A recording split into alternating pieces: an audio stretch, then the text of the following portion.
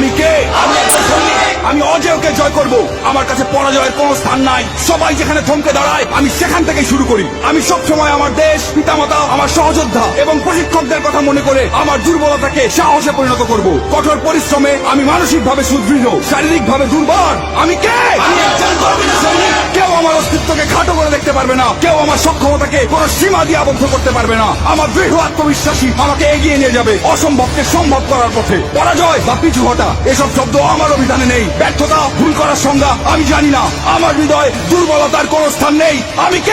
আমি একজন গর্বিত সৈনিক। আমার সাথে আমার সহযোদ্ধারা আছে। ঘাম, রক্ত আর অশ্রু বিসর্জন দিয়ে জীবন বাজি রেখে তারা আমার পাশে থাকবে। আমি কখনোই তাদের শত্রুর সামনে মাথা নিচু হতে দেব না। আমি হাসি মুখে যুদ্ধক্ষেত্রে ঝাঁপিয়ে পড়বো। যুদ্ধক্ষেত্রে আমার উপস্থিতি হবে আক্রমণাত্মক এবং হিংস্র। শত্রু আমাকে দমিয়ে রাখতে পারবে না।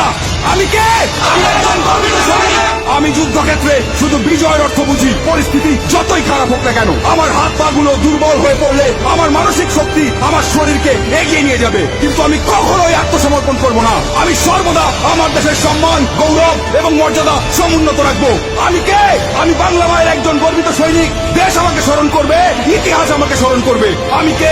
আমি একজন গর্বিত